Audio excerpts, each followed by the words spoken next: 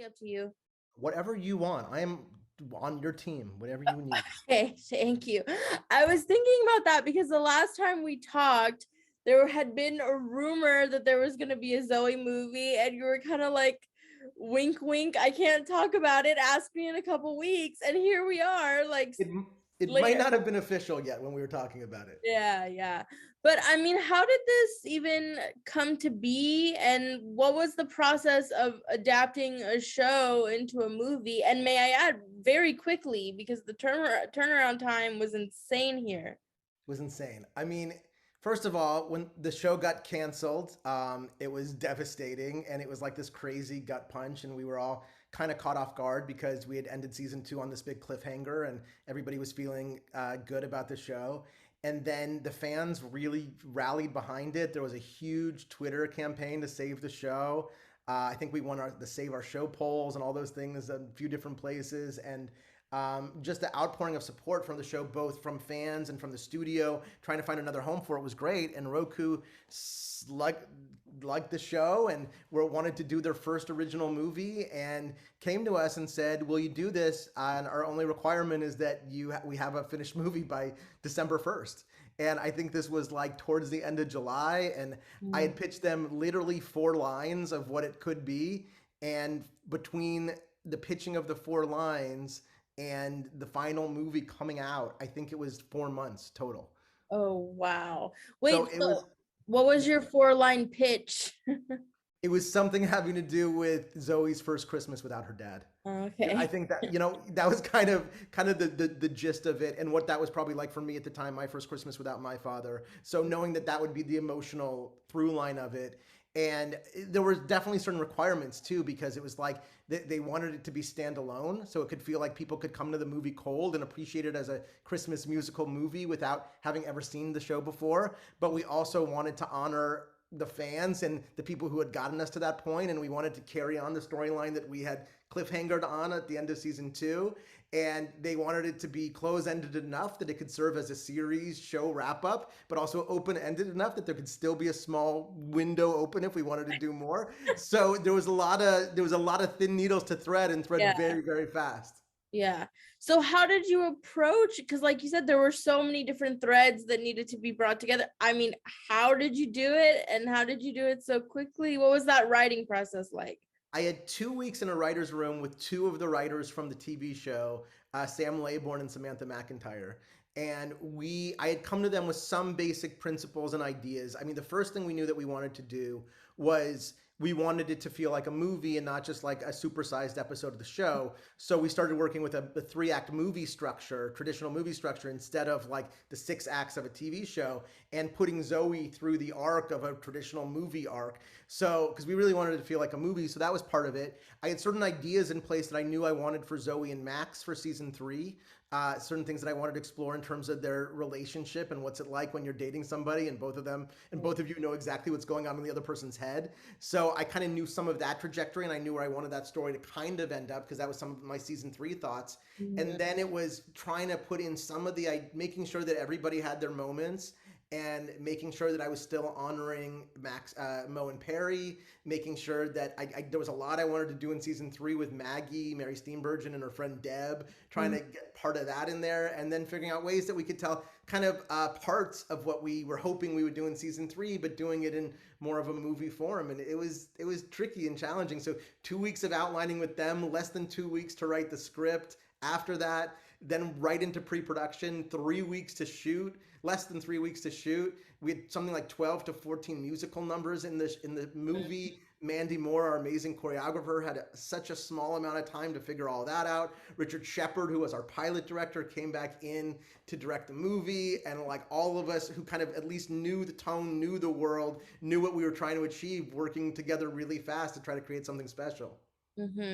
And how was it working with Roku as opposed to like a network? I remember us talking about how a network has, certain confines. Did you find that this was different, easier, more difficult? How did that shape what we I ended mean, they were truly lovely and really so supportive of the show and fans of the show.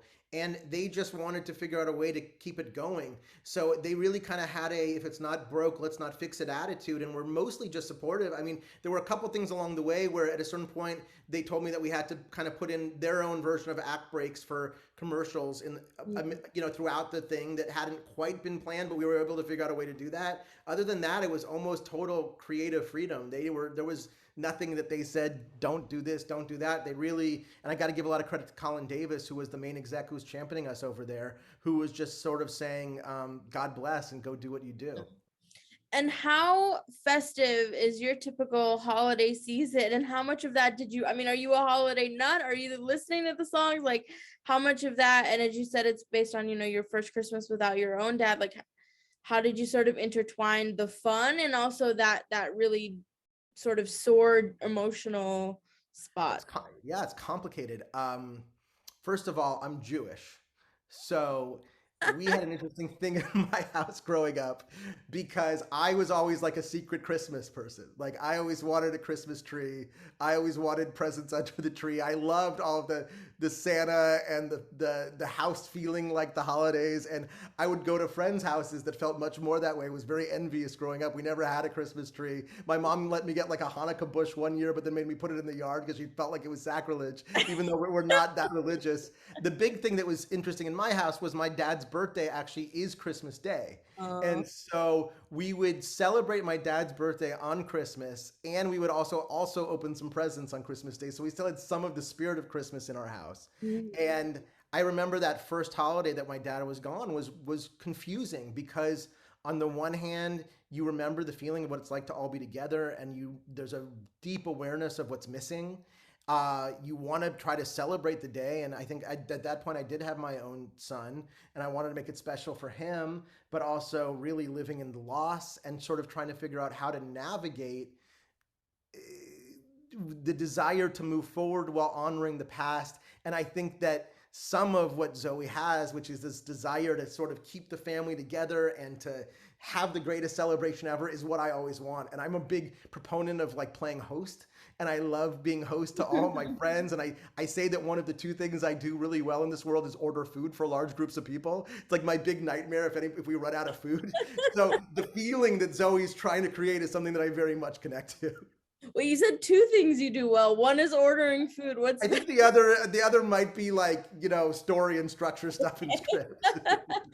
And you mentioned that there were a lot of things in season 3 that you wanted to do. I mean, how much of that did you get to do? Are there threads that you have left? Which leads me to the big question, which is like, is there going to be more? Is that something that you're planning or you're open to? Of course, open to. I mean, look, Zoe's is really my heart and soul, and everything that I love and want to do in terms of comedy and drama and musical and emotion and the way that I see the world and wanting to put positive things out there and compassion for your fellow man and all of that stuff is very much rooted in my who I want to be and the kind of creative content I want to put out there. And I think that we all felt, even after the movie, as gratifying as that was to be able to come back, and we were so thankful for it, we still feel like there's more stories to tell and there's more that we want to explore in this world. And God willing, somebody will give us that opportunity. But I have no clear or concrete news. I have definitely over time suggested to Roku other movies we can do and other roads we can go down, but I think they're still figuring out their creative game plan. We were their first original movie, so nothing that I can break right now that this is happening or this isn't happening. But I think we all have a desire for more, for sure. Mm-hmm. And you mentioned something earlier, which was something that I was worried about going into the film, because I was like, a lot of times when there's like sort of spin-off offshoots, you have to spend a lot of time explaining the world. And I thought you guys did such a good job of like letting us know who these people are without this sort of like kindergarten like review lesson type thing. And so like, how did you sort of manage that, and how did you because you kind of have to condense all of these ideas and bring in the holiday stuff? Like, were there any points that you were like, okay, I really want to hit this thing? How did you approach sort of bringing that all together? I mean, first of all, the first question was, should it all be holiday songs or not? Mm. And that was the first road I went down. And when we were breaking the story, there was a version where every song was a holiday song. And then we just thought, maybe it's fun to spread the wealth. And I think that the people who like the show want to see songs beyond just holiday. So finding the right mix and the right balance between holiday or Christmas songs and popular music was one of the big early questions. Definitely, I was very clear about what that Max and Zoe arc should be. And Mhm. even though I would have spread that out over a bunch of different episodes in season 3, and I had a lot of fun ideas of where that could go, I Mhm. think the core of what that was about, which was Max getting these powers so that he could have a deeper understanding into what Zoe's life is like. And in order for there to be true equality in their relationship, there was so much talk in season 1 or season 2 about the power that she has over him because he can't feel what she feels or hear what she Right. hears. And by him getting that, I think so much of relationships is about empathy and connection. And so I felt like it was, in order for them to truly move forward as a couple, I felt like it was vital for him to get that and to understand that. So having that piece of it, and I also always had that idea that they would be hearing each other's songs at the same time when we do that sort of mashup in the movie. So that was something that I knew was going to be a season 3 thing. So I think that was probably, in terms of, even though it was quicker, the way that arc was going to play out was probably the most realized in the movie. And then, certain things had to go away, like John Clarence Stewart was shooting P Valley. Mhm. So we only had him for a few days, so I wasn't able to explore some of the Spark Point dynamics that I would have wanted to explore. And definitely carrying on some of that stuff with Maggie and Deb. I was able to do some of that, but a lot of it was, yeah, kind of like a taste, or like, here's a story that could have, Mo and Perry, I didn't want that to go unresolved, so to make sure that that relationship still kept feeling like it was going and strong.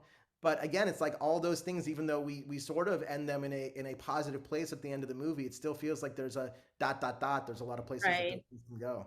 Yeah. And I know, Acapulco was such a huge hit for Apple. And I was so excited for you to see that take off the way that it did. Are you coming back for the second season? Is that Oh something? yeah, I just got back from Mexico on Oh, Sunday. wow. We are on our final week of shooting there right now. Amazing. And is there anything else you have cooking, or you just I am about to go out with several new shows. wow. So in the next month or two in particular, I have two or three with some really great people involved that I can't speak of yet. Amazing. But Amazing. and one of them has a really great musical component too. So Okay, so still, that means we have to come back and talk again, is basically what you're I saying. will talk to you anytime you want. And I love your support of Zoe's and anybody who's sort of been part of that Zoe's experience. It's just Yeah. really special for me. And I have no love lost. It's been about a year now since it went away at NBC, and I still feel as strongly and as emotional about it as I did then. I do too. Thank you so much for your time. I really appreciate it. Absolutely. Thank I'll you. see you soon. I'll see you for the next project. Yes,